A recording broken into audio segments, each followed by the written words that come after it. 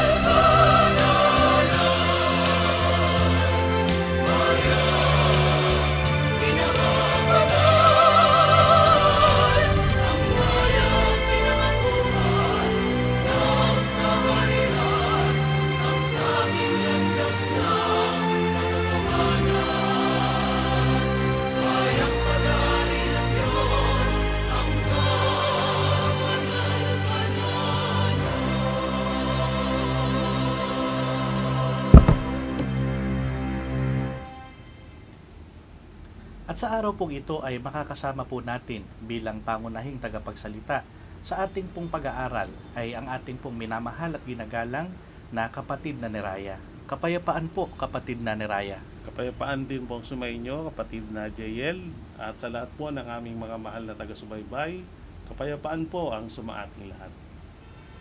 Marahil mga giliw po namin taga-subaybay ay madalas po ninyong naririnig buhat po sa amin ang mga salita na nagsasabing lalo nating makilala ang kalooban ng Diyos. At ang isang bahagi po ng pagkakilala o pagkaunawa sa mga kalooban ng Diyos ay ang maunawaan din naman natin ang mga bagay na mahalaga sa Kanya.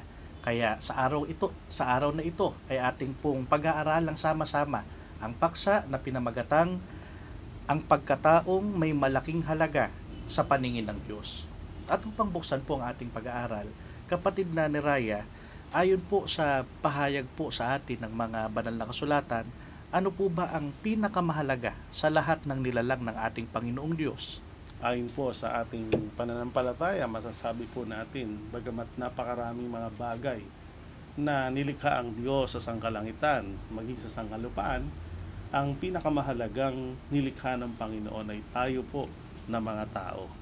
At ang sagot po ay mababasa natin na batayang talata sa Henesis Kapitulo 1, versikulo 27. Atin pong basahin ang nakasulat po sa Henesis Kapitulo 1, versikulo 27.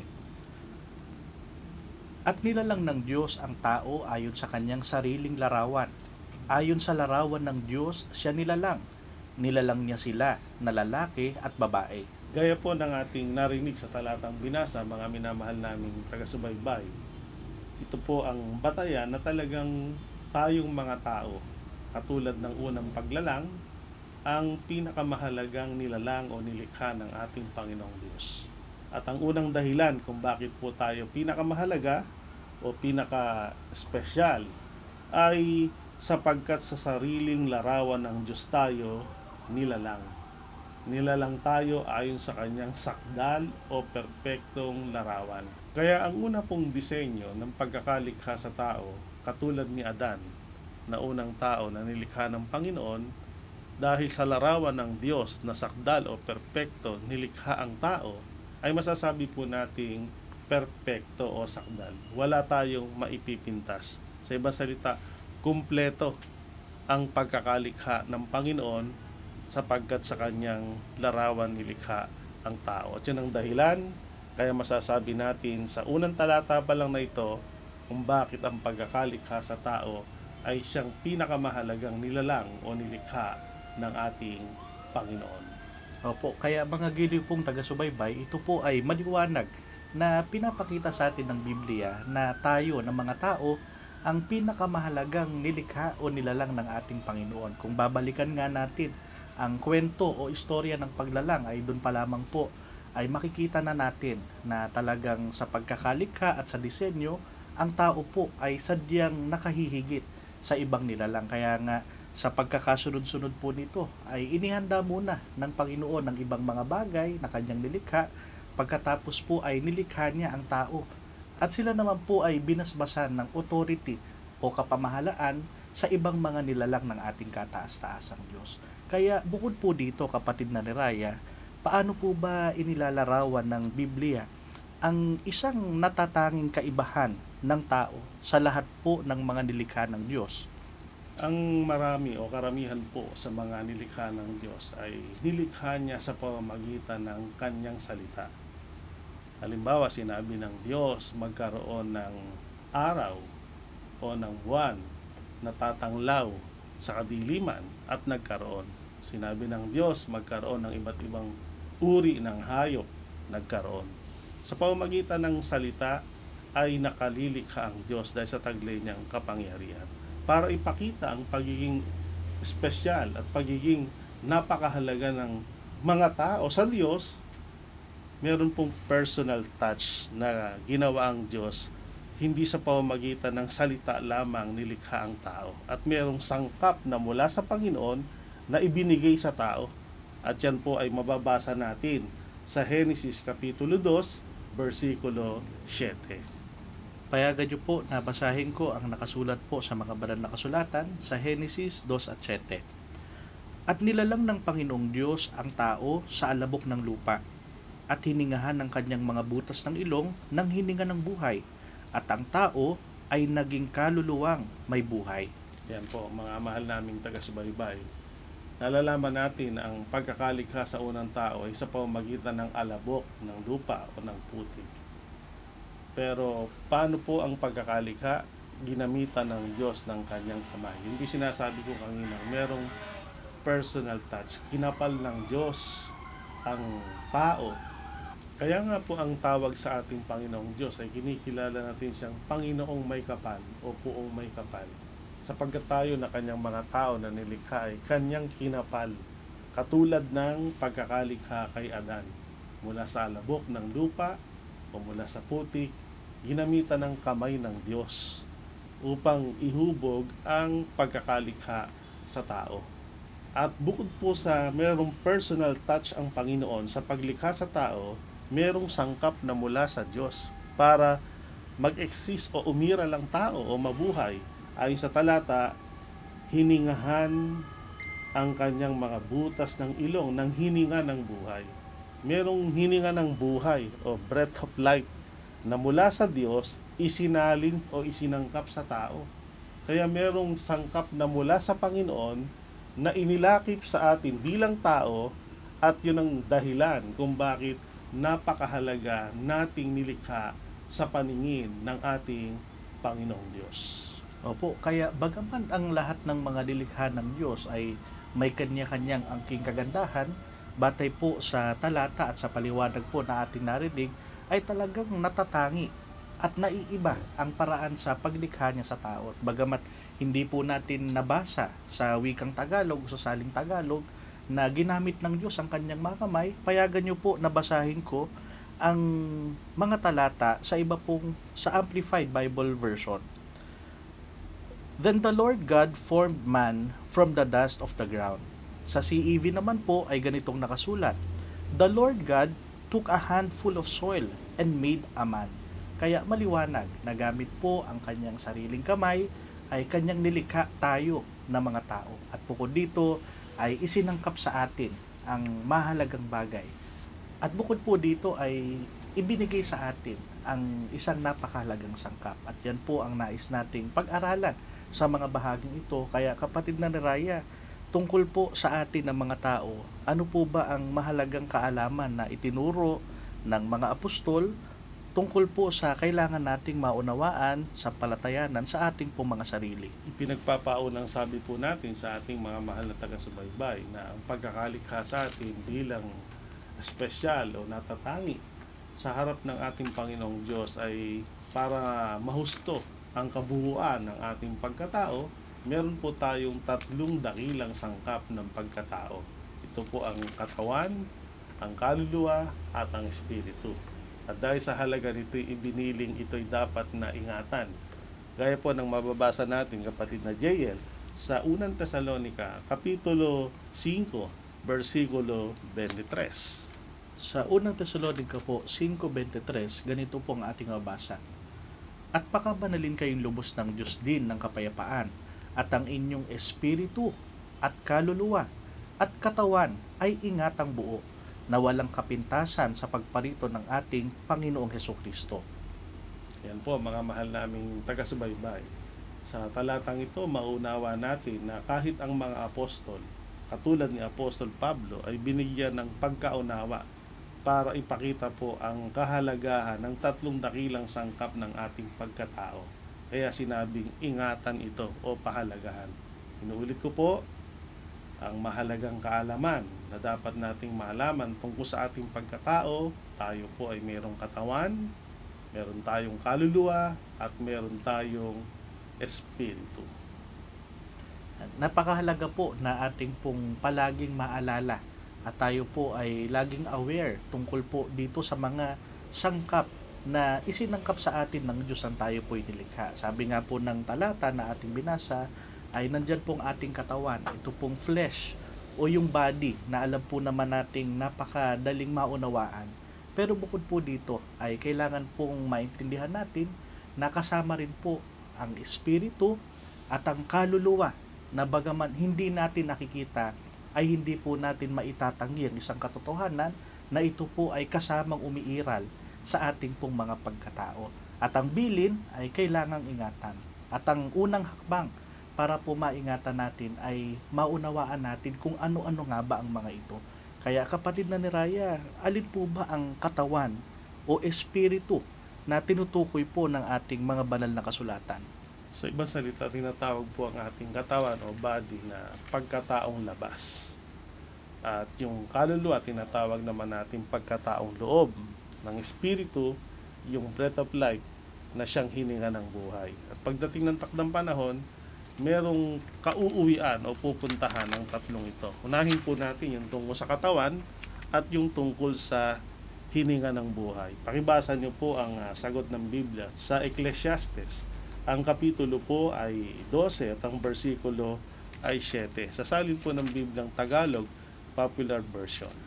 Sa Ecclesiastes po ay ganito po ang ating maunawaan o ating pong mababasa. Alalahanin mo siya bago manumbalik sa lupa ang ating katawang lupa at ang ating espiritu ay magbalik sa Diyos na may bigay nito. Sa English version po, sa Contemporary English Version, pakibasa nyo rin po ang pagpapaliwanag ukol doon. So our bodies return to the earth and the life-giving breath returns to God. Ayan po mga mahal naming taga-subaybay. Patungkol sa tinatawag nating katawan, itong pagkataong labas, na ayon sa talatang ating binasa, tinatawag din ng Biblyang katawang lupa dahil galing nga sa lupa o alabok. Darating ang panahon na meron tayong takdang pagpanaw. Pag ang tao po ay pumanaw o namatay, ang katawang ito na galing sa alabok ay babalik sa alabok na kanyang pinagmulan. Kaya pagkatapos ng iba, binuburol, binibigyan ng luksang parangal, inililibing. Opo. Pag inilibing, mabubulok, babalik sa lupa. Ang hininga naman na galing sa Diyos, kaya nga ang ating buhay ay sabi nga, hindi yan atin, hiniram lang natin sa Panginoon. At meron pong panahon na ito'y isasauli natin sa Diyos. So yung takdang kamatayan ay panahon ng pagsasauli ng hiram na buhay. Kaya yung breath of life, yun po ay babalik sa Diyos na nagpahiram nito. Kaya yun pong dalawang sangkap, kung saan galing, doon babalik. Ang katawan, galing sa alabok, babalik sa alabok. Ang espiritu, na siyang hininga ng buhay, ay babalik sa Diyos. Yun lang pong kaluluwa. Saan nga ba ito mapupunta? Pero kung tatanungin natin ang kalooban ng Diyos, dahil mahalaga ito, ay meron siyang pinaglalaanan. Pero kung ang tao po ay magpapawalang halaga dito, meron ibang pwedeng puntahan. Opo. Kaya yun po ang ating pagpapahayag na may batayan tungkol po sa banal na kasulatan. Opo. At nabanggit niyo po, kapatid na Neraya, na ito pong kaluluwa ay mahalaga sa paningin ng Diyos. Subalit, kailangan pong maunawaan din natin, mga giliw na taga-subaybay, kapatid na Neraya, gaano po ba kahalaga itong kaluluwa sa paningin ng ating Panginoong Diyos? Masasabi po natin na mayroon namang tiyak na batay sa Biblia kung sasangguniin natin sa timbangan ng pagpapahalaga, ito po yung pinakamahalaga o mahalaga ng tayo may katawan, meron tayong physical body, meron tayong hininga ng buhay. Opo. Para tayo ay makapamuhay sa mundong ito at magawa natin yung mga bagay na dapat nating gawin. Pero ayon sa banal na kasulatan, pakibasa niyo po sa 1 Pedro 3:4, ang kaluluwa ang may malaking halaga sa paningin ng ating Panginoong Diyos. Babasahin ko po, mga giliw na taga-subaybay, at inyo pong pakinggan ang nakasulat po sa 1 Pedro 3:4, kundi ang pagkataong natatago sa puso na may damit na walang kasiraan ng espiritong maamo at payapa na may malaking halaga sa paningin ng Diyos. Ayan po. Mahalaga ang ating katawan, mahalaga ang ating hininga ng buhay na siyang espiritu, ngunit sa paningin ng ating Diyos, ang pinakamahalaga, sabi nga po sa talatay, may malaking halaga sa paningin ng ating Diyos, yung pagkataong natatago sa ating puso. At ang tinutukoy na pagkataong natatago sa ating puso, yan ang tunay nating pagkatao. Yan tayo. At ang tawag po dyan ay kaluluwa o soul. Opo. At mga giliw na taga-subaybay, gaya po ng ating mga napakinggan, ang ibang mga sangkap man ng ating pagkatao ay mahalaga, katulad nga po ng ating katawang laman, kaya binibili na ingatan. Gayon din ang ating pong espiritu. Subalit, batay po sa talatang ating nabasa, ang may malaking halaga sa paningin ng Diyos ay walang iba kundi ang ating kaluluwa. Katunayan, kung babasahin nga po natin sa ibang mga salin ng banal na kasulatan, ang makikita po natin doon, ang nakasulat ay which is of the greatest value to God's eyes. Kaya may pinakamalaking halaga po talaga sa mata ng Panginoon ang ating pong mga kaluluwa.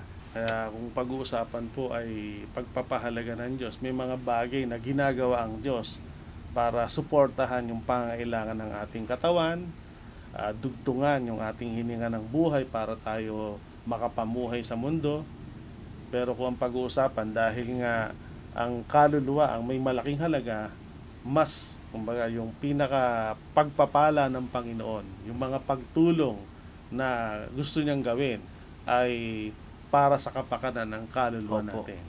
Kaya mga giliw na taga-subaybay, ito rin ang dapat po na maging pagpapahalaga natin, o dito tayo inaakay ng mga pag-aaral na ito. Kung ang Diyos ay pinahalagahan ng mataas na pagpapahalaga ang kaluluwa, dapat ay gayon din ang pagpapahalaga na tinataglay po natin dito. Kapatid na JL, para bumangon yung pagpapahalaga na gaya ng ginagawa ng Diyos, kailangan po hindi lang maunawaan, kundi tanggapin nating mga tao na ito ang tunay natin talagang pagkatao. Opo. Kaya nga yung katawan tinatawag na pagkataong labas. Opo. Baga outer personality lang natin yan. Sa timbangan ng pagpapahalaga, dapat matanggap ng tao ang katotohanan pag humaharap sa salamin, ang tunay na ikaw, hindi yung mula ulo hanggang paa. Yan po yung pagkataong labas mo lang. Ang tunay na ikaw, yung pagkataong loob. Doon kung paano ka tinitingnan at pinapahalagahan ng Diyos ang iyong kaluluwa, ganun mo rin dapat tingnan at pahalagahan ang iyong sariling pagkatao, na yun ang hindi ka talaga laman lamang o katawan lamang. Ikaw ay kaluluwa at yan ang pinakamahalagang sangkap ng pagkatao na pinapahalagahan ng ating Panginoong Diyos. At diyan din tayo dapat mag-ukol ng panahon at pagkakataon para pahalagahan natin ang tunay nating pagkatao. Opo. At marahil po, kapatid na Neraya, sa puntong ito ay ganito rin ang katanungan ng ating pong mga giliw na taga-subaybay. Meron po ba tayong mababasa sa mga banal na kasulatan na yung pong tinutukoy na pagkataong loob ay walang iba kundi po yung ating mga kaluluwa? Meron po.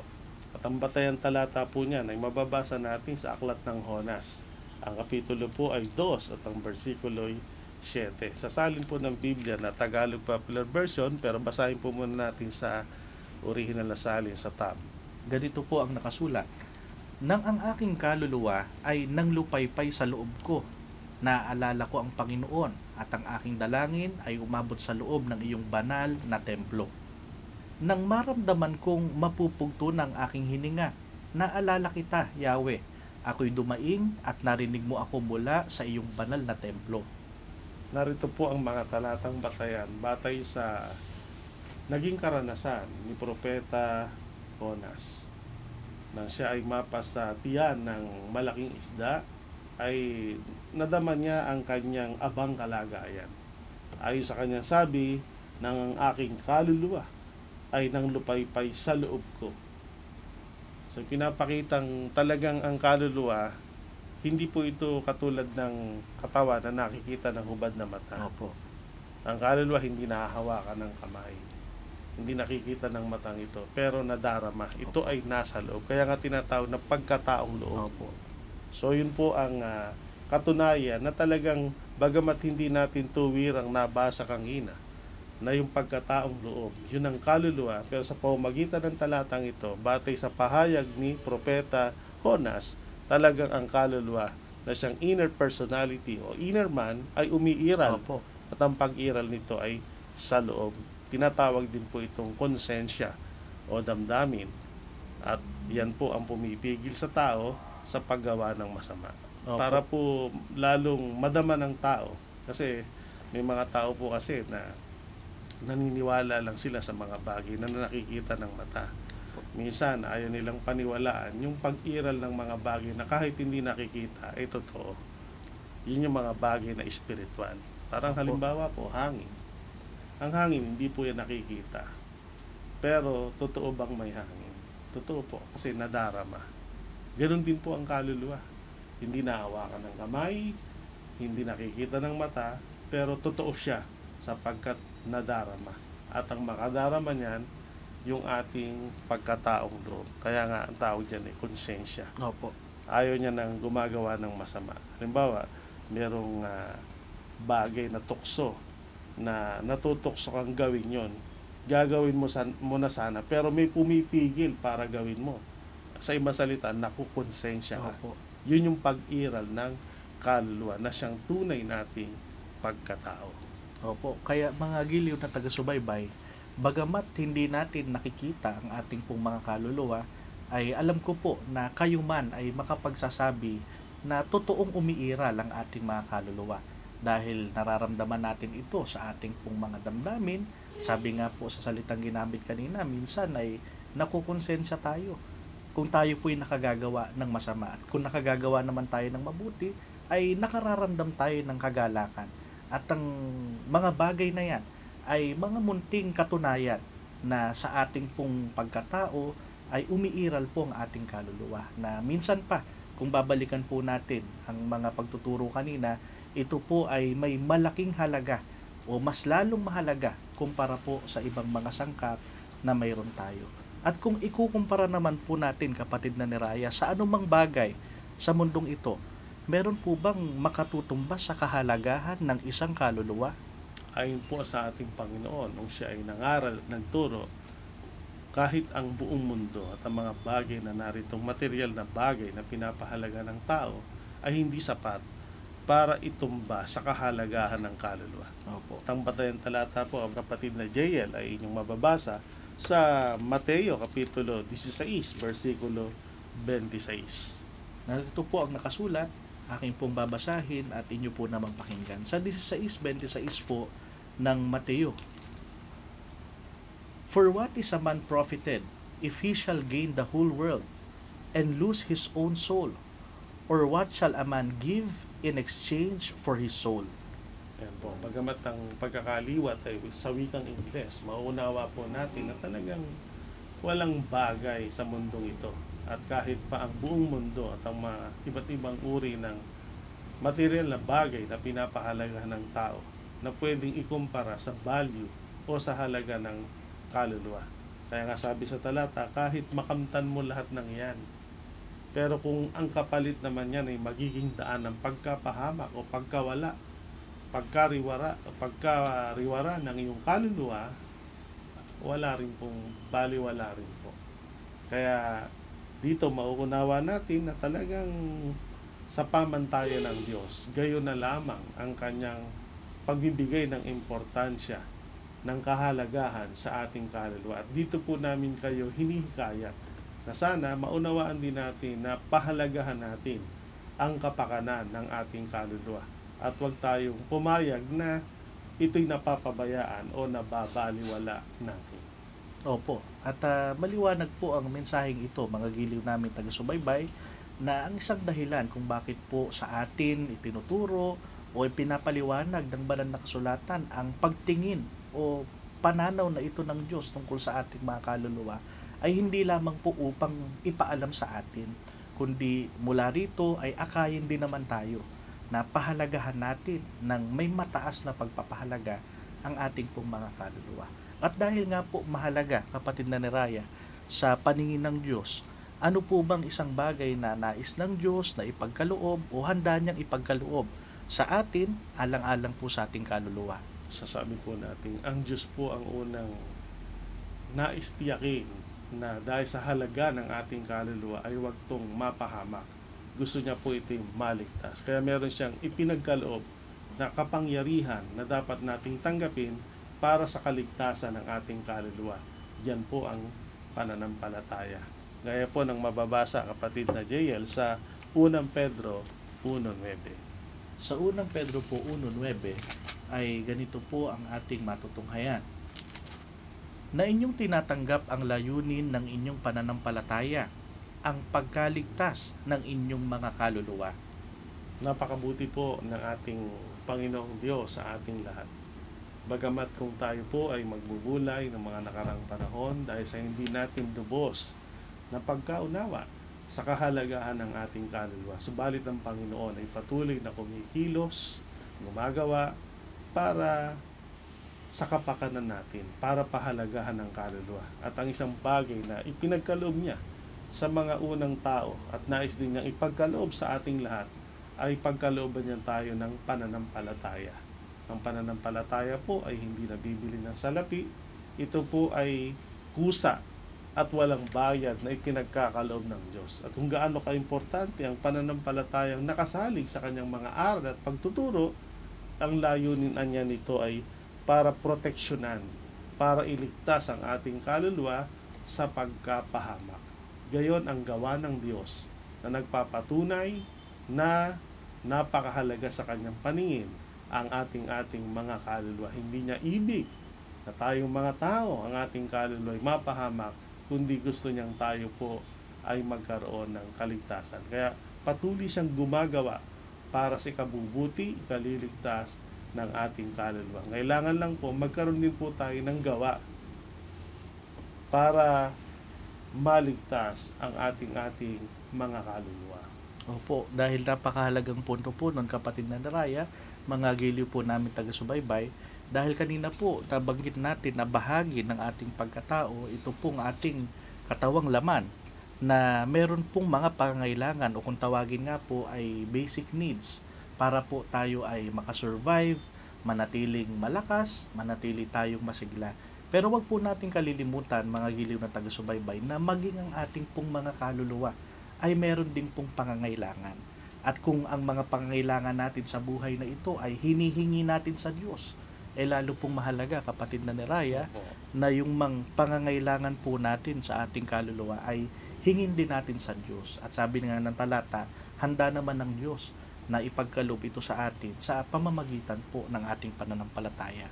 Opo. Kaya mga giliw po namin taga-subaybay, nawa po ay naging maliwanag po sa atin ng mga pagtuturong ito, na bagamat tayo po ay may tatlong sangkap, ay merong pong lubos at lalong mahalaga. At ito po ay walang iba kundi pong ating kaluluwa. Kung ang Diyos ay naglalaan ng malaking pagpapahalaga dito, ay tayo man ang unang-unang inaasahan din ng Diyos na makita sa pamagitan po ng ating mga gawa ang pagpapahalaga po sa kapakanan ng ating mga kaluluwa. Kaya patuloy din naman po namin kayong inaanyayahan para po patuloy nating maunawaan ano-ano ang pangangailangan ng ating mga kaluluwa, paano natin matitiyak na nananatiling malusog at mananatiling ligtas ang ating pong mga kaluluwa. Payagan niyo po na ipaglingkod namin sa inyo ang mga paksang yan sa mga susunod po nating pag-aaral. Samantala, para po sa mensaheng ito, nawa ay ipagpala sa ating puso ng ating Panginoon mula ngayon at magpakailanman. Amen. Tayo po ay mag-uukol ng panalangin upang pasalamatan ang ating dakilang Diyos. Panginoon naming Diyos, Ikaw na lubhang banal at pinakamakapangyarihan sa lahat. Muli sa pagtatapos ng aming ginawang pagtalakay, nagpapasalamat kami sa iyo sapagkat napakalaking tulong ito sa amin, lalo na sa kapakanan ng aming mga mahal na taga-subaybay upang maunawaan namin kung paano mo kami pinahahalagahan at kung gaano kami kahalaga sa iyong banal na paningin. O Diyos, kalakip ng aming pasalamat, humihingi kami ng kapatawaran sa aming mga kamalian at pagkukulang tungkol sa kailangan naming pagpapahalaga sa kapakanan ng aming kaluluwa. At salamat sa iyo dahil sa mga aral na ito ay ginagabayan mo kami na humakbang, magplano at gumawa ng mga bagay na magiging dahilan gaya mo na totoong nagmamalasakit para sa ikabubuti at ikaliligtas ng aming mga kaluluwa. Dalangin lang namin sa iyo, Panginoon, na kung paanong binigyan mo kami ng pagkakataon upang ito'y maunawaan, bigyan mo rin kami ng mga kailangan naming tulong upang huwag kaming magkamali kung paano namin iingatan at pahalagahan ang aming mga kaluluwa. Sa namin ito hinihiling, ipinagpapasalamat sa ngalan mo pong Diyos, Kristo Jesus, naming dakilang tagapagligtas. Amen. Maraming salamat po sa inyong pagtangkilik sa palatuntunang ito ng Kabanal-Banalang Iglesia ng Diyos kay Kristo Jesus. Ang programang ito ay maaari ding mapanood sa pamamagitan ng Facebook Premiere, araw-araw sa ganap na 7 ng gabi. I-search lamang ang ating official Facebook page na MHC Media. Kung nais po ninyong mapanood ang iba pa naming mga pagtatanghal, mag-subscribe sa ating official YouTube channel na The Most Holy Church. Upang lubos po ninyong makilala ang Kabanal-Banalang Iglesia ng Diyos kay Kristo Jesus, bisitahin ang ating official website na www.mostholychurch.com. Para naman sa inyong katanungan, prayer request, o libreng Bible study sa inyong tahanan, tumawag o mag-text sa mga numerong ito. Sa Smart or Talk and Text, 0909-555-5009. Sa Globe or TM, 0926-383-0454. Sa Dito SIM, 0991-419-2027. Maraming salamat po!